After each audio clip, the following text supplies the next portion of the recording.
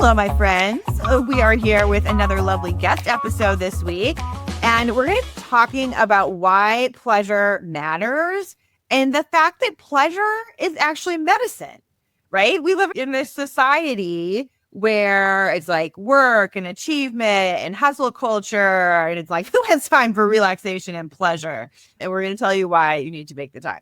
So I am here with a special guest, Hani. Let me introduce her. So Hani is a best-selling author, speaker, and globally renowned intimacy transformation facilitator, empowering ambitious leaders to bridge sexuality, spirituality, and leadership through her programs. I love that.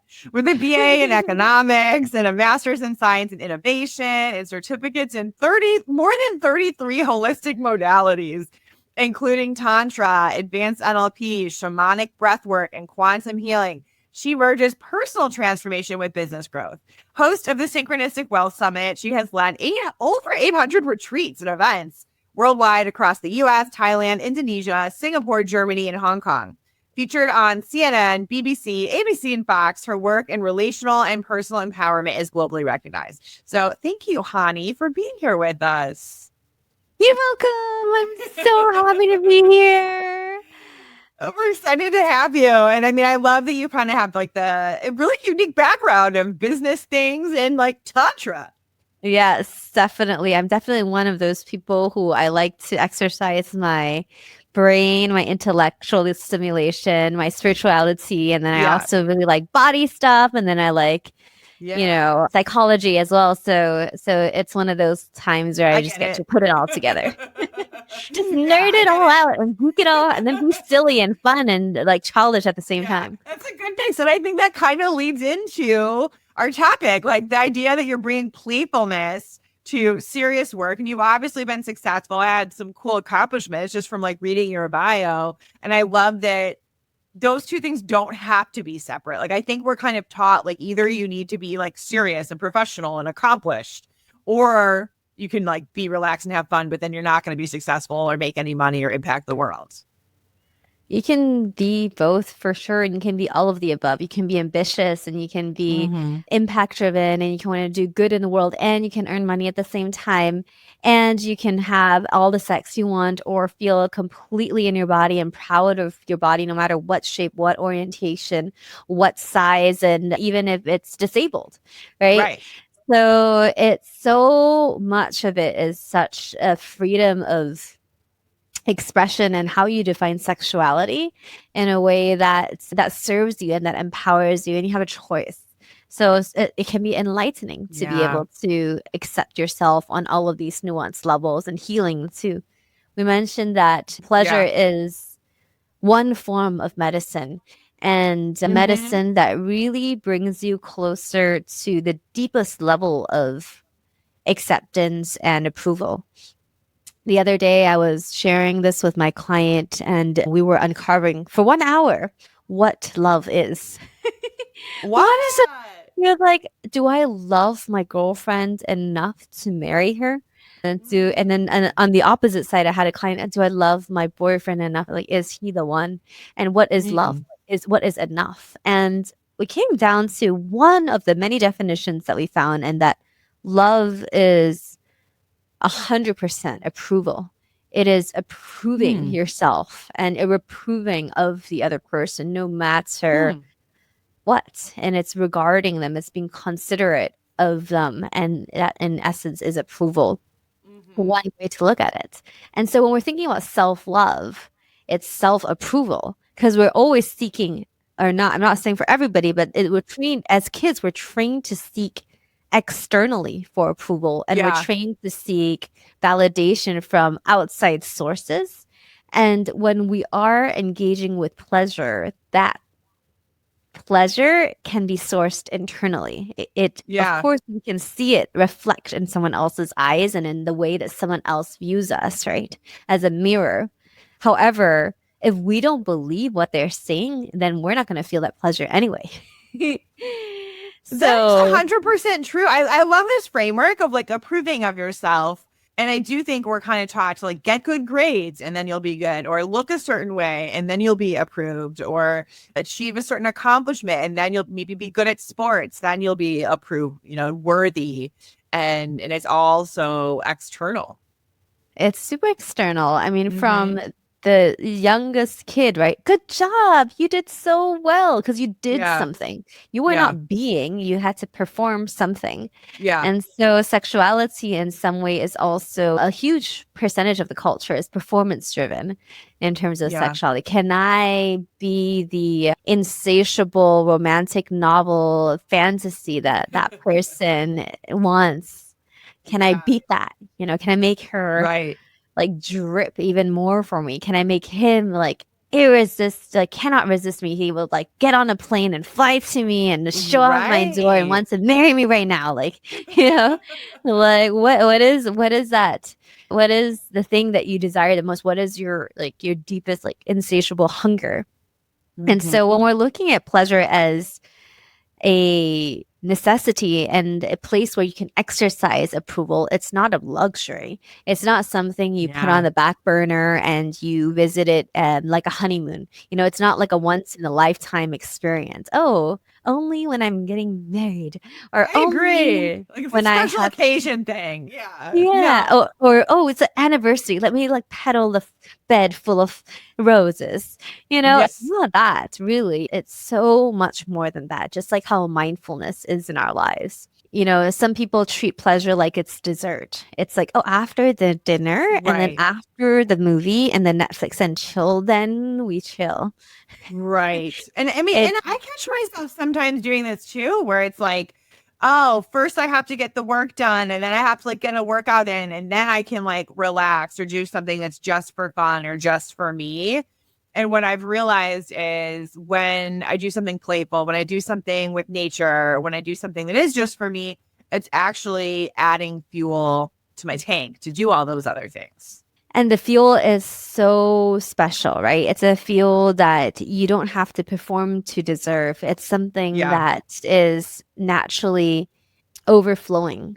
So pleasure is not something that is run outable. It's not like a gas station and runs out of oil.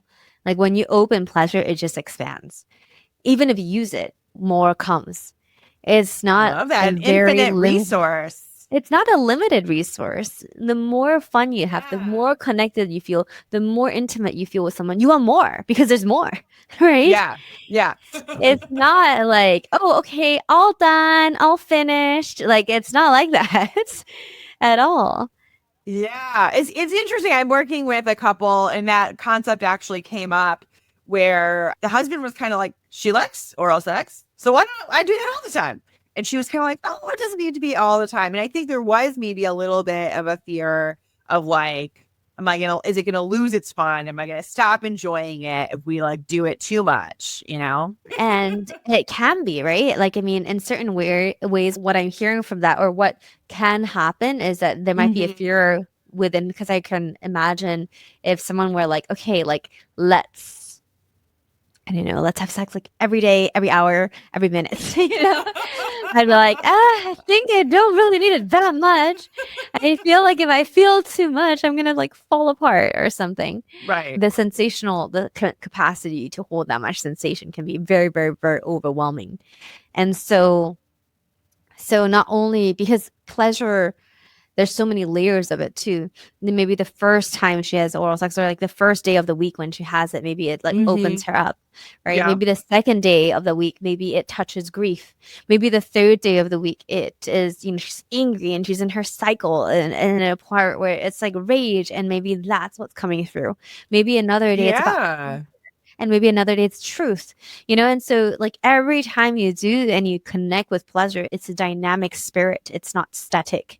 It's not a TV series that you're binging and you're watching season one episode one over and over again. You're literally Yeah. there multiple seasons, multiple episodes. That's a good point. It's like as much as we're saying pleasure is medicine, it's like, yeah, it has to be in balance still with the rest of your life. And I guess when it comes to sex, there's something to be said for variety as well. But I also think like don't fear it, I guess. If there's something you like, it's okay to lean into it. And then if there is a day where you do get a little bit bored or it does lose a little bit of the pleasure or excitement for you, then you can like be present with that at that time and then decide what you want to do, you know?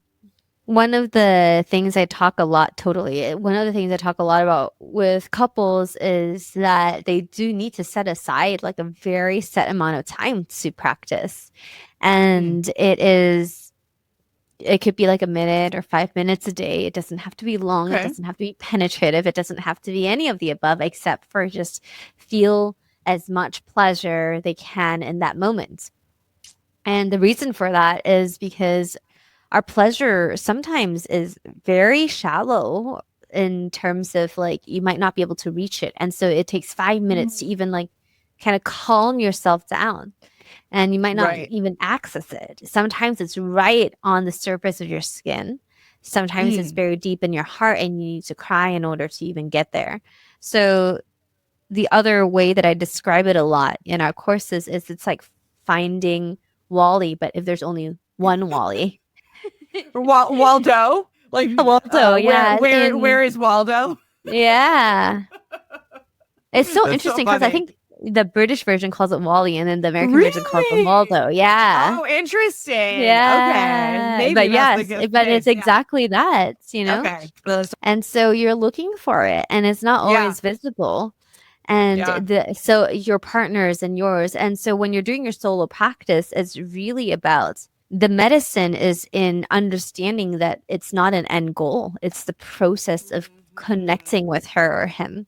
That's the medicine. The Mhm. medicine is accepting your body as it is and then being able to completely connect there.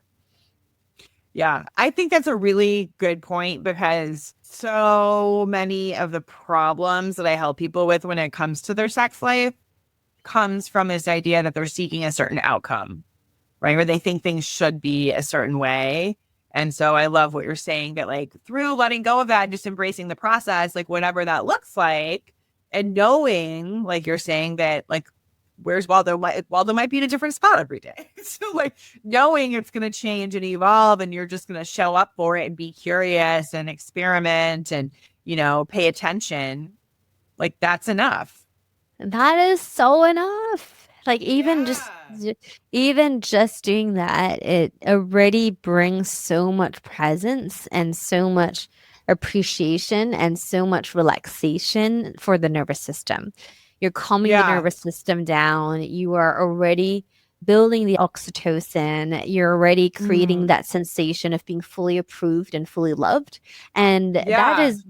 that is the result and the end goal of sex anyway, right? The higher level of connection, higher level of meaning of life, higher level of purpose, inspiration that then will carry out throughout your day. So giving yourself any attention that leads to those qualities Mhm. is perfect. I mean, yeah, I completely agree. I also want to kind of back it up for a second and Yeah. define for people, Mm. like, what is pleasure? And because I think so many people that come to me feel so disconnected from the concept of pleasure. So if they're just like, how do I even know if I'm doing it? Like, I love yeah. it. I love Yeah. these questions. They're so good. Some people, so I think some people that I meet as well are they ask me or they tell me that their body doesn't respond. So why bother? Like, how do I even feel pleasure if I Oh, don't feel anything?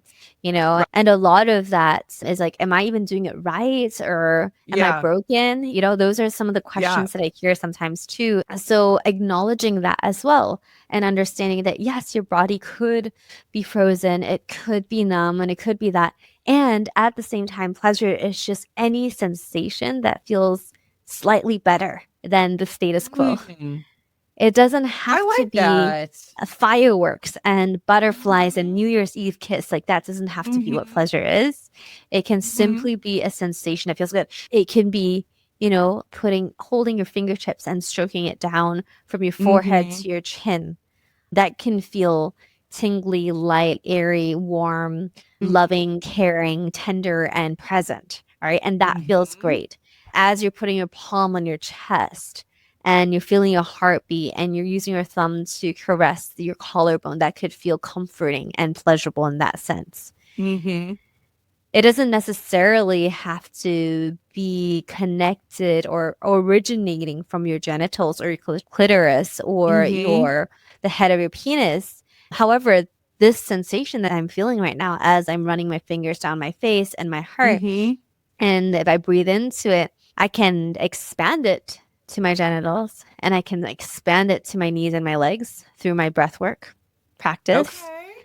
Yeah. And so when you even notice a small sensation of pleasure, you can transfer that pleasure into other parts of your body by placing your attention on it and tracing and tracking it like you were to track a mosquito or a fly if you're trying to kill it. That's such a funny analogy with the It's like mosquito. track your pleasure now. Track it. Don't let it out of your sight. Yeah, now your pleasure is flying around.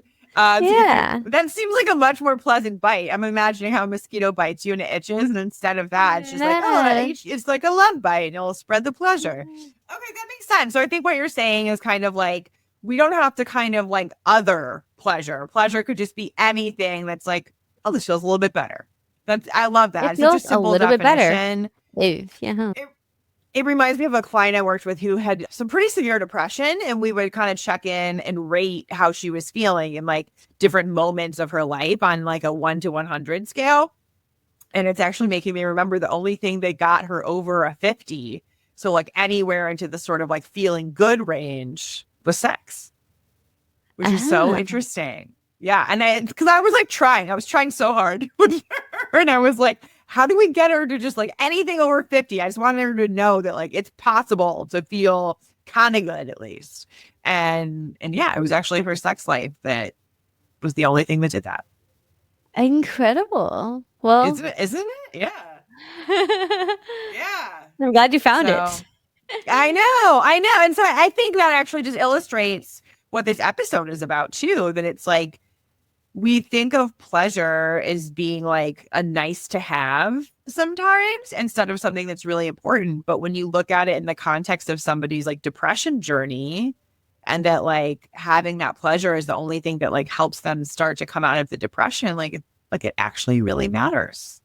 And yeah, it just brings tears to my eyes to Oh, hear that journey. It's so beautiful that, that she had your support and is able to shift that emotional state to a place of accepting more joy and more pleasure in their lives. And that is so very special because a lot of times we're wired by society to feel that everything is hard. Work is yes. hard. Yes. Everything is about discipline. Everything, if you don't struggle, you're not going to get there. And pleasure is not something that is fitting in that paradigm of struggle. The Yeah. more you struggle, the harder it is to get there, right? It's rather I it's more about know. relaxing and ease and flow. I know. And I think what you're saying, I want to, because I do want to go back to the energy and Yes. spreading the pleasure. Yes.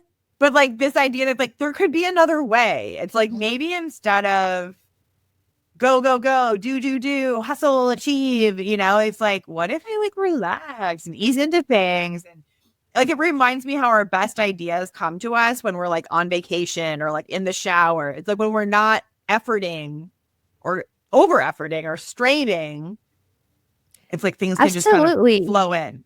Yeah. Because pleasure is part of flow and the Mm-hmm. eroticism is a flow. I was Mm-hmm. talking to a client today and he was telling me that he had a really hard time connecting with his emotions and his heart. And so we did a practice last week until the session today. And he was sharing that his brain likes to rationalize how to get to somewhere. And then his heart just knows. But the thing is that the Yeah. brain likes to, I know, so cute, right? Love that. And I'm like, because he's just like, but I don't trust my heart. I was like, so do you feel like you would want to like allow your heart to lead more? No, no, I don't trust my heart. Oh, And I'm like, okay, really? yeah. And so I'm like, this is what we're working Oh, with. However, like the point that I really wanted to bring up was that then as we continued the conversation, he realized that his brain was really good at certain rationalizations, but his brain was not good at feeling feelings. Because when I say, what are you yes. feeling? The brain doesn't have an answer for that. And Mm. when I ask him, where is love as a sensation in your body? The brain is not sharing that information with him. And so then we realized we had to go into the heart. And the answer to that is that the brain operates on a logical, rational frequency. And the heart is actually, and the emotions and energy actually operates on an intuition and wisdom, and primal Yeah. play is operating on a Hmm. very different frequency. And this frequency that is operating on, or this channel or this code, let's say it's a coding language, he was coder, and is different. And this one is about relaxing, it's opening up, and then it emerges. It's emergent. The wisdom Mm. emerges. So, like when you're showering, you're shutting off your brain, the wisdom emerges. The Mhm. creative mind, when you're like trying to write 20,000 pages for your new book, it might not come in at the exact moment. You cannot schedule wisdom. You cannot be like, Right. wisdom come to Right. me at 10:35 to 10:36 p.m. Now, that's in my calendar. Why are you not here yet? Right. Let's go, wisdom. Yeah, do it. But if you were to be like, I'm going to cook dinner at this time, you can get yourself into the kitchen, Mhm. open the cupboard, get the utensils out, and start cooking. And the wisdom Yeah. doesn't operate this way. Creative flow doesn't operate this way. Neither does erotic flow. You can't plan chemistry. You Yes. cannot plan, although you can practice. And that's the cool thing. You can That's actually practice. a great point. So yeah, let's say because practice can be structured. So tell us more about that. Where does practice get us? Yeah. So practice is just like how neural pathways are being laid down, right? If you're Hmm. watching TV all the time, you're letting your kid watch TV. I mean, no offense to anyone who lets their kid watch TV, but like if you do, you're laying down the neural pathway that, okay, this dopamine hit is this this action leads to dopamine hit, leads to pleasure, leads to Yeah. my joy and my satisfaction of the day. And that's sort of like that pathway that's being laid out in that particular case. And so if you're, let's say, don't have and if your dopamine structure is kind of structured in a way that has been shaped by the kind of porn that you're watching, the kind of erotica that you've been reading, then your brain and your genitals only respond to that particular pathway. Nothing wrong, nothing right about that. Like, we're not judging it, but we're just saying Right. that because the water has run down these riverbanks so many times, the groove is really deep. And Right. so to make a different possibility to happen, we need to find it in different areas and different places. And it might be a whisper in the beginning because it's not so strong. We're not having a Yeah. sugar high processed food, fast food version. We're having some Yes. organic, some might think it's disgusting, no flavored version of it. However, when you start calibrating to that new version or that different version, then you start understanding that there are more colors in the shades of gray, and there are more colors in the shades of your pleasure. Maybe a feather light touch is very different from a feather light touch with an intention. And maybe a feather Hmm. light touch with intention is different from one with feather light touch intention and a bit of desire inside. Hmm. And so you start becoming more meticulous and more intentional with every act that you do, and being able to control the amount of pleasure you exude and you receive and you send. And that's Interesting. training, right? Being able to dial it so finely that you and your lover can create the most exquisite meal of devouring each other. And Wow, honey, this sounds good. Sign me up. let's do it. Florida, me and you, and the I whole know. group of us. I know, but I think what you're saying is like, yeah, I'm sure it sounds amazing to everyone listening too, because we're kind of just not used to doing that. We're like kind of, I think a lot of times we don't let ourselves have that practice moment and learn that skill of like finally tuning in to our lover's pleasure and our own pleasure. But it is just practice and intention. It's practice and intention, and then realizing that it's medicine, right? Coming back to the Mhm. thing that it is healing, right?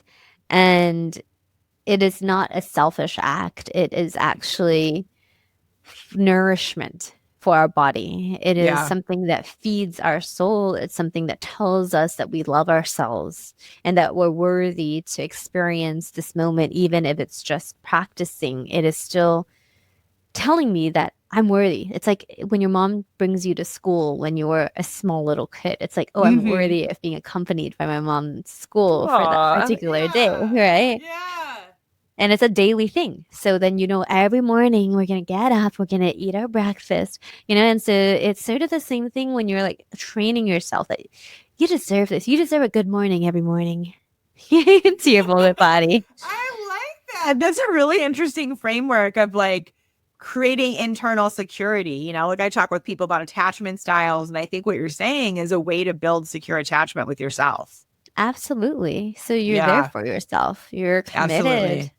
and your attachment to yourself and your connection to your pleasure is one that is regardless of the exterior happenings. And even in a traumatic state, or even in Mm. a state where you're experiencing grief, you can still process that with, maybe without so much intensity of pleasure, but with the smallest unit of pleasure. So it's Yeah. presence in that sense. Yes.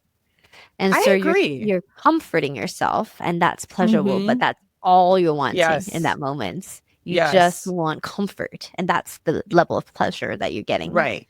Right. And I think even the pleasure of like allowing yourself to fully feel a feeling, because that's not common, Not especially when it's it's not allowed. I might fall apart and overwhelm my right. whole system and myself and everyone around me. That's Right. one of the beliefs, right?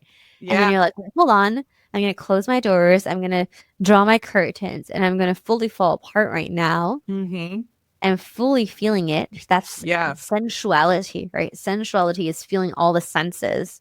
Right. And then because of that, I feel so approved of, so ravished in rage or anguish or pain or grief, Mm-hmm.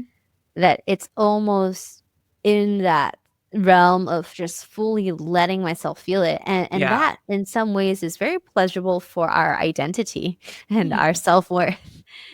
It's like I'm allowed to do this. Yeah. Mm-hmm. I agree. There's something powerful about that. And I think just because my background is, a mental health therapist, I see so much of how people tend to relate to their emotions, and it's typically not fully allowing. And then I see a connection, and I know you talk with people about this too. Like when we kind of block our feelings, we're often blocking our sexual desire and libido as well. So it's like it all goes together. So you might be like, okay, Heather, I don't really need help feeling my grief. This is a sex podcast, but yes, maybe actually that's exactly what your sex life It's needs. always it always happens. Like Yeah. when I am talking to guys, I do tantric massages as well. Hmm. And when I'm talking to guys about their traumatic experiences, sexual experiences, we are having them self-pleasure through that experience, and then reconciling with those experiences, and then healing the penis Mm. through conversation.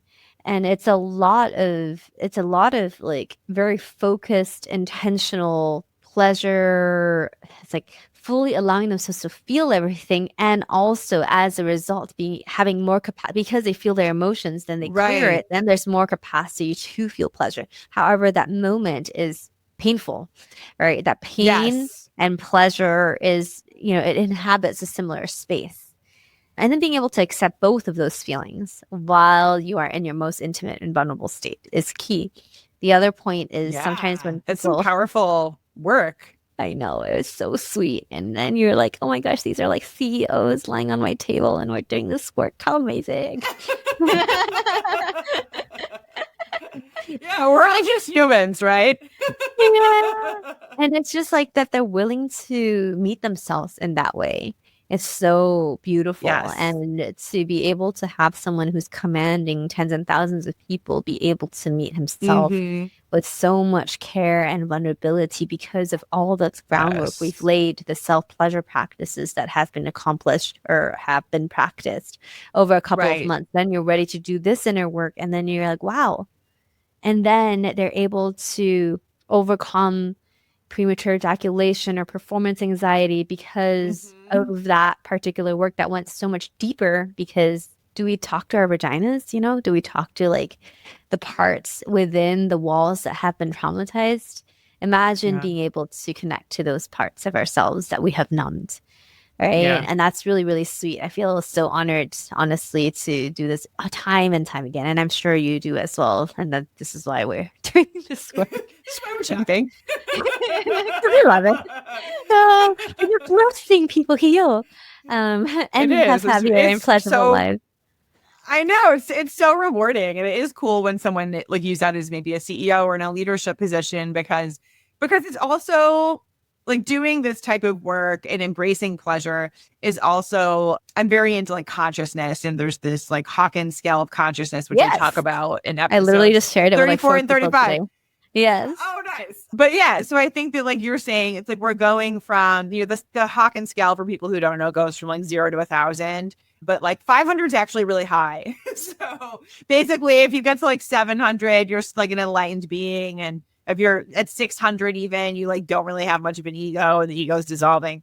But the 400 is sort of where a lot of I think CEO types or like very successful types tend to live, and it's great. 400 is also great. But 500 is where we get into like love and joy and a lot of wonderful sexual states. And so I would like to encourage people to maybe let go of a little bit of logic and maybe like lean in a little bit more to your intuition and to the felt sense in your body, and at least be curious about the idea that that could be healing for you. And the trick is absolutely, I love that skill. I literally shared it with, like I shared with you earlier, there's Nice. multiple people today. And Nice. hmm? Oh, I just said nice. Yeah. Nice, nice, nice. And so the key to it as well, I want to remind everyone that it's not a hierarchy in a sense that the top part is better than the bottom part, right? It's a logarithmic scale. And so there's like numbers that she was mentioning that are associated with certain emotions. And it's not that enlightenment is better than guilt and anger. The key to it is really about the freedom to move on the scale. So Mm. if I'm in fear and I want to be in joy, I have the tools, right? Like learning the tools in order to shift there. And Yes. if I'm in joy and I want to be in guilt, let's say, because I want to process that guilt, then I go back down. Mm-hmm. And then, okay, I'm now ready for willingness again. So I go back up. And then I want to go. So Mm-hmm. the key here is freedom, right? We want to liberate ourselves from our states. So instead of letting the state dictate our lives, it's we as a conscious being dictate which state we want to be in. Some people go into kinks, right? And a lot of kink role play, you are playing in a lot of the power dynamics of, Mm-hmm. different, like you're bringing out humiliation, you're bringing out different emotions, emotional Yeah. states, which is also a doorway into healing those states if they have been Mm-hmm. accumulating in your life. Oh, a safe place to Mm-hmm. express them. Mm-hmm. Yeah, I think that's a great point because it's like you're not trying to eliminate all the other experiences, but I do think as people reach higher levels, like you said, they're able to kind of come back. They're able to, there's the freedom, they're moving back and forth. They don't get stuck in a lower level or a more painful level, maybe would be a good way to Yeah. frame it, which is cool. So, anyways, if people are curious about that, we'll link to the past episodes. But I do want to ask you back Yeah. to the spreading pleasure. So, could Yes. we do like an exercise, maybe like walk people through a little exercise of feeling like a mini pleasure and then breathing and spreading it to their body? Okay. Where do you feel any pleasure in your body right now? I'm feeling like there's a little smile that wants to come in my face. Okay, cool. So we're just all going to tune into our smells unless you feel a pleasure somewhere else in your body as you're listening Mm-hmm. to this. And we want to roll our shoulders back, taking a deep breath in. We're going to ground our feet into the ground and letting our hips sink so that we fully ground our bodies. Exhale and relax the entire lower body. And as we inhale again, I want us to draw the energy up from the center of the earth, up through our genitals, through our bellies, breathing in, all the way through our hearts and our throats, the center of our pleasures, love, and the place of our vocalizations of our true pleasures, feelings through our voices. And then touching that smile that felt so pleasurable. You can even touch yourself, bringing your hands across your face and your fingertips into your hair and just pulling your hair, closing your fingertips, and pulling a little bit of your hair as a massage or even tighter, however you want. Taking a deep breath in and really allowing that pleasure now as you exhale to spread and share throughout your body. And you may even pull onto your hair to the sides of your ears a little tighter to relax the scalp. All the thoughts that you've been thinking that are so valuable and important also get to just get a massage. So breathing into your brain.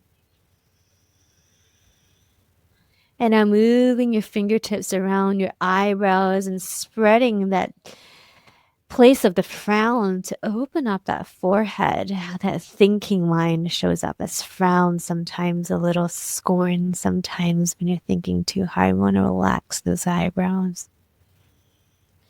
And breathing up and running your fingers through your temples and around and trace the circumference of your head to your ears and behind your ears, your vagus nerve. Relax that. Breathe in.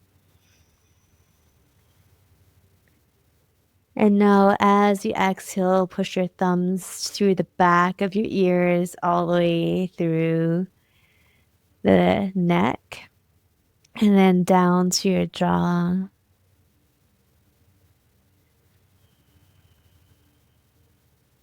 Running your thumbs through your jaw and allowing a sensation of relaxation and openness to spread through your face.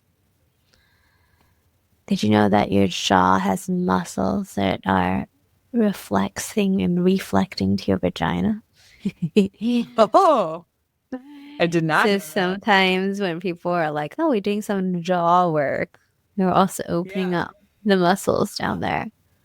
I think I heard that about like the voice and the throat too. Yeah. It has like some almost like some mirroring of the Yeah, vaginal it's like canal. the fascia and the Mm. like the connections of a lot of the sensations can be Yeah, like I feel it so can nice and loose spread now. and it can, huh? I feel so nice and loose now in my jaw. Yeah. And then as you take a deep breath in, you just want to exhale and spread all of that energy down your body so you can give Mm. yourself really warm, heavy touch all the way down your legs, each leg, as if you're like washing them in a shower, both legs, both sides, and just kind of get all that soap, that pleasure soap all over you. There's a bar of I love soap that called pleasure, and idea. you want to get it all over. Wash every bit of you with pleasure. That's a great visual imagery. I love that. The pleasure soap. And then you can just keep it on. It's one of those leave-in conditioners. Mm. Thank you for guiding us through that. And hopefully, I mean, it's a little late to say this, but hopefully you don't do this while driving a car. Keep your eyes on the road. Okay. And when you touch it, it's just an imaginary touch. It's not, your hands are not off the steering wheel. Or touch your steering wheel in a Yes, pleasurable right, way. right. Stay Yeah, focused. that's true. You can still do sensory while driving. Yeah, use your eyes to focus on the road. Use your Yes. hands to feel the steering wheel. Yes. Feel it. Wash that steering wheel with the pleasure. Yeah. Touch the seams. Touch the seams where it closes. Oh gosh. Yeah, it was fun to laugh about too. I mean, I guess laughter is another form of pleasure, but yeah, hopefully people were amused at least. So people are kind of like, okay, Hani seems to know some things. She's got some interesting approaches. If I want to work with her, if I want to connect with her, like, can you tell us a little bit about what you offer and how people can find you? Yeah, for sure. My favorite program that I'm running right now is called the Sensual Liberation Program. And Love that it. basically takes us through a liberation journey, or a journey to feel free and freedom of emotion, freedom of eroticism, freedom of communication in the middle of sex, before, after, anywhere in between, how to voice your desires, give voice to the sensations that are coming through. We do a non-ejaculatory orgasmic practice, Interesting. and also a multiple orgasm practice so that it's not a mystery. And many, many, many more things, including sex magic, which is basically the idea of using the energy that we create during pleasure to fuel that into our lives. So it doesn't just stay in the bedroom and it has a multiplier effect. I love that. The way I work is part psychology, part meditation, like you just experienced somatic, and then a Mm-hmm. lot of it is also understanding everyone's like pathway of thoughts, mindset, neural pathways, and then seeing how we can rewire them in order to gear you towards more of yourself. Because I believe that every single person Mm-hmm. is made for pleasure. So you'll find that Yeah. on all the links tantrasingapore.com or yoloabundance.com. Those are two websites. And Cool. then I also run yoga flows on my YouTube channel daily almost, or just sometimes just streaming for fun when I'm building DIY stuff and talking about these topics. And what else? I have a book and just all kinds of stuff, audiobook and poetry, erotic journals. You're a renaissance woman. You can do a little bit of all the things. I love it. I'm a dancer too, and I teach Oh, dance. wow. Wow. Yes, It's a but lot my of favorite, embodiment. a lot of embodiment. Yeah, my Yeah. first part of my life was all about the brain, so I learned everything intellectually, and then the second part was all about energy work. And I do quantum work and shamanic work, and have done hundreds Yeah. of events. And then I was like, you know what? I'm gonna get in the body now. I love that. I think that's a lot And of our journeys where it's like we start out very heady and then it's kind of like, oh, there's a lot more ease and like flow, like you mentioned, when you're more in your body. So it's worth the effort, but it can take practice for sure. it's so much fun to have both and all, Yeah. right? Then it becomes so much more freeing because you Yeah. can choose whatever modality you want to use at Mhm. whatever moment in your life. Yeah. Yeah. That's amazing. Well, we'll definitely link to your websites in the show notes. Thank And you. yeah, absolutely. Thank you for coming on and being a great guest and just sharing your wealth of knowledge with us. And everybody listening, thank you for listening. We'll catch you next week on Ask the Sex Therapist. Bye, everybody.